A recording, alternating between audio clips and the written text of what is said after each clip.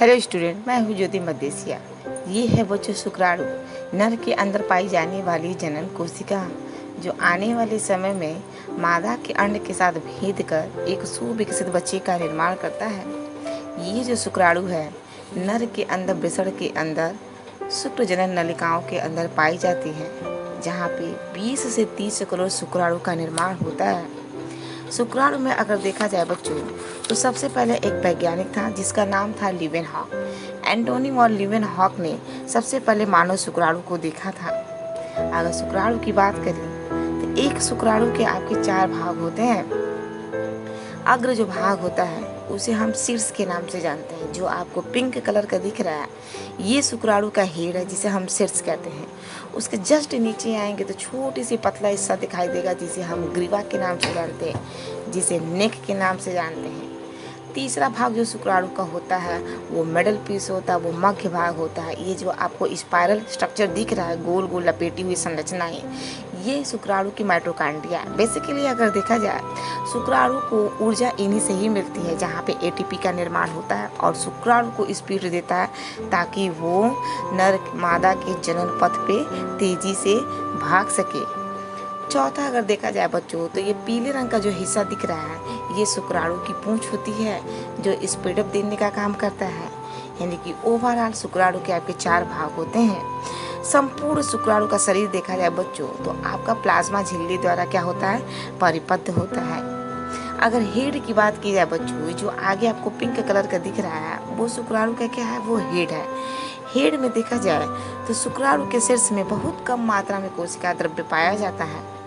इनमें एक अगुणित केंद्रक भी पाया जाता है, यानी कि देखा जाए जिसका शीर्ष भाग एक कीप द्वारा ढका होता है, जिसे हम एक्रोसोम कहते हैं। अगर आप इस स्ट्रक्चर को देखें तो आप देख सकते हैं कि ये जो पिंक भाग है यही एक्रोसोम होता है। यानी कि बिना एक्रोसोम के शुक्राणु मादा के अंड को भेद नहीं सकता। यानी कि फर्टिलाइजेशन के लिए अगर एक्रोसोम को हटा दिया जाए तो वो कभी भी निषेचन नहीं कर पाएगा। ठीक है, यानी कि अगर देखा जाए ये जो एक्रोसोम का निर्माण, जो आपको गुलाबी रंग का संरचना दिख रहा है, इसका निर्माण गोल्गी बॉडी द्वारा होता है। स्तनधारियों में देखा जाए तो शुक्राणु के एक्रोसोम द्वारा स्पाइरलिन जैसे हाइलोयूरिनेज व एक्रोसिन का स्रावण होता है, जो निषेचन के वक्त अंड झिल्लियों को घोलने का काम करता है ताकि शुक्राणु अंडे के भीतर प्रवेश कर सके। आइए बच्चों दूसरा टॉपिक बात करते हैं, जिसका नाम है ग्रीवा, जिसे हम नेक के नाम से जानते हैं। ये एक छोटी ग्रीवा है, शीर्ष व मध्य भाग के बीच में स्थित होती है। इस भाग में अगर देखा जाए तो 2 हिस्से आपको दिखाई देंगे, 2 तारक केंद्र आपको दिखाई देंगे। यानी कि ये जो पर्पल रंग का दिख रहा है गुलाबी के जस्ट नीचे छोटा सा पतला सा, वही शुक्राणु की गर्दन होती है। 2 तारक केंद्र होते हैं। एक तारक केंद्र जो होता है जिसे हम अग्रस्थ समीपस्थ तारक केंद्र के नाम से जानते हैं, और जो दूसरा तारक केंद्र होता है उसे हम दूरस्थ तारक केंद्र के नाम से जानते हैं। यानी कि अगर देखा जाए ये जो तारक केंद्र है वो निषेचन के वक्त आने वाले समय में कार्य करते हैं। तीसरा भाग अगर देखा जाए बच्चों शुक्राणु का, जिसे हम मध्य भाग मिसल पीस के नाम से जानते हैं, ये जो आपको पतला हिस्सा दिखाई दे रहा है गुलाबी के जस्ट नीचे, आप देख सकते हैं ध्यान से, पर्पल रंग के नीचे स्पाइरल जो है वही शुक्राणु का क्या है, मध्य भाग है, जहाँ पे अनेक माइटोकॉन्ड्रिया पाए जाते हैं। यानी कि अगर देखा जाएगा 20 से 25 या कभी कभार ऐसा होता है कि 30 सर्पिल रूप में व्यवस्थित रहते हैं। माइटोकॉन्ड्रिया के इस सर्पिल वलय को हम निविनकर्ण आच्छाद कहते हैं।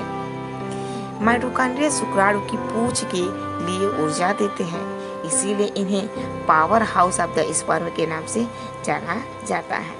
ठीक है, यानी कि अगर देखा जाए ये क्या होते हैं, यानी कि शुक्राणु में कभी कभी देख लिया जाए तो इसका जो आधा शीर्ष होता है वो ग्रीवा व संपूर्ण भाग मैंचेट परत द्वारा घिरा रहता है।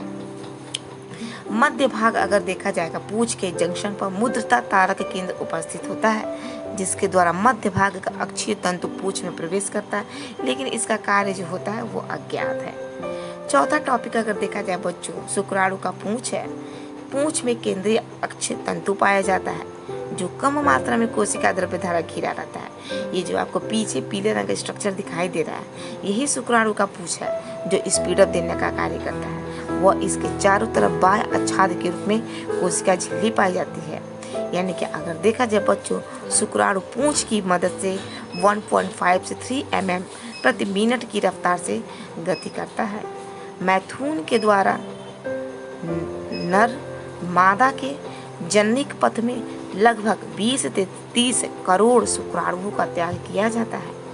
यानी कि अगर देखा जाए बच्चों, सामान्य निषेचन के लिए कम से कम 60% शुक्राणु सामान्य आकार व आमाप के होने चाहिए व लगभग 40% शुक्राणु में गतिशीलता होनी चाहिए। ये रहा हमारा शुक्राणु।